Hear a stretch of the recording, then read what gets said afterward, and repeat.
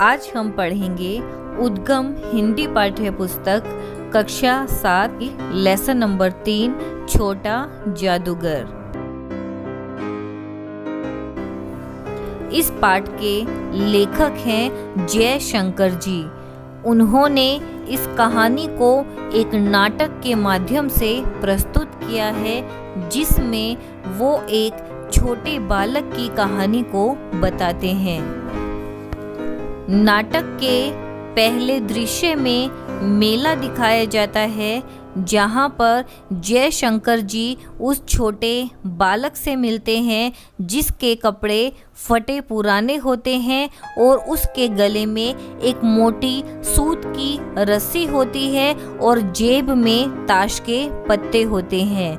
जयशंकर जी उस लड़के से पूछते हैं कि तुमने मेले में क्या देखा, तो लड़का उनको बताता है कि उसने मेले में कई दुकानों को देखा। खिलौनों पर निशाना लगाया जाता है और ऐसी दुकान जहां पर तीर से नंबर छेदे जाते हैं। जयशंकर जी ने कहा कि तुम्हें सबसे अच्छा क्या लगा, तो उस लड़के ने बताया कि मुझे तो खिलौनों पर निशाना लगाना सबसे अच्छा लगा। जयशंकर जी उस बालक से पूछते हैं कि तुम्हारे माता पिता कहाँ हैं, तो वह बालक बताता है कि उसके पिता जेल में हैं। वे देश की आज़ादी के लिए लड़ रहे थे और उसकी माता बीमार है।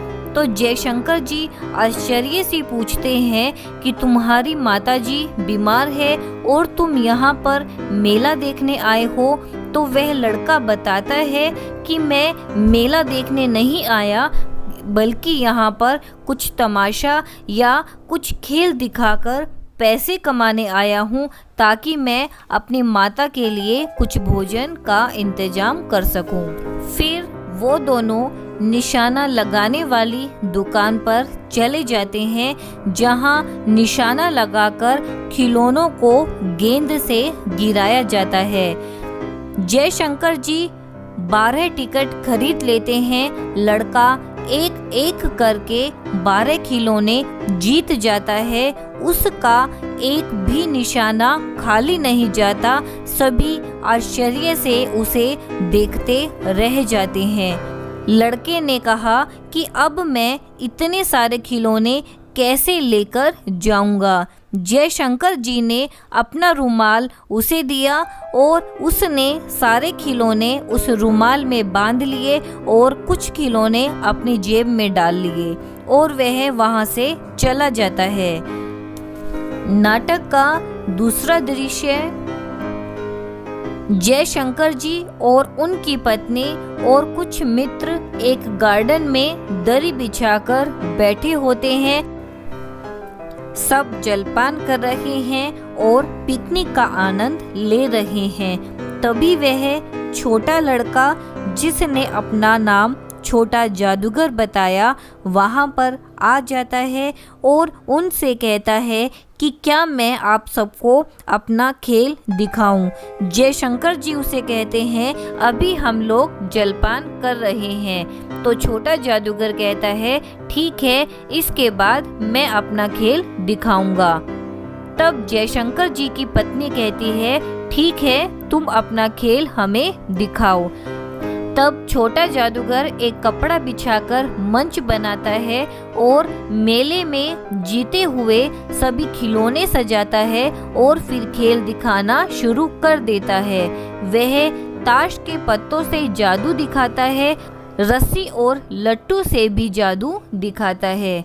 जयशंकर जी की पत्नी ने खुश होकर छोटे जादूगर को 1 रुपया निकालकर दे दिया और उन्होंने छोटे जादूगर से पूछा कि तुम इस 1 रुपये का क्या करोगे। तो छोटा जादूगर बताता है कि पहले मैं भर पेट पकौड़ी खाऊंगा, फिर एक सूती कंबल खरीदूंगा। तब जयशंकर जी अपनी पत्नी से कहते हैं कि तुमने उसे इतने ज्यादा पैसे क्यों दिए।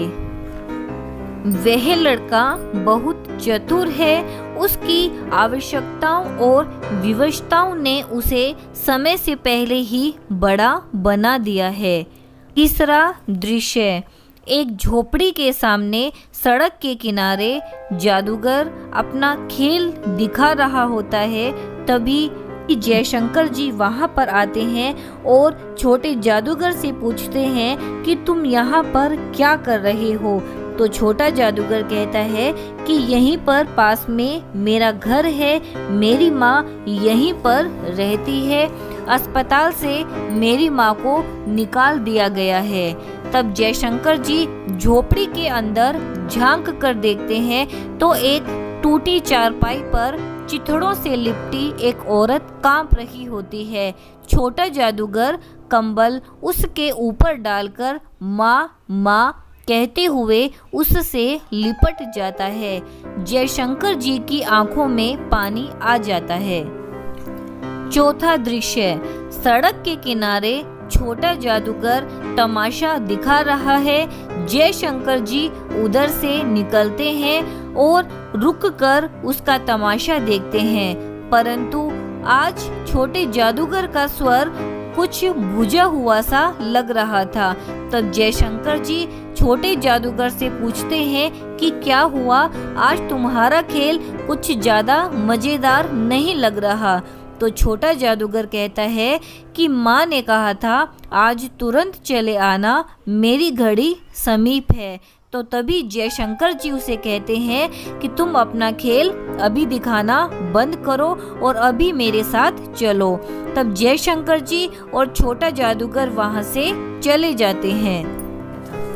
पांचवा दृश्य, छोटे जादूगर की झोपड़ी जिसमें उसकी माँ चारपाई पर लेटी है। छोटा जादूगर दौड़ता हुआ अपनी माँ के पास जाता है और कहता है माँ माँ उठो, देखो कौन आया है। उसकी माँ धीरे से आंखें खोलती है और अपने हाथ ऊपर उठाती है, परंतु तभी उसका हाथ नीचे गिर जाता है और छोटा जादूगर अपनी माँ से लिपटकर रोने लगता है। इस नाटक के माध्यम से लेखक हमें बताना चाहते हैं कि हमें परिस्थिति के अनुसार अपनी जिम्मेदारियों को समझना चाहिए और हमेशा प्रेम व त्याग की भावना का सम्मान करना चाहिए और गरीबों के प्रति संवेदनशीलता दिखानी चाहिए।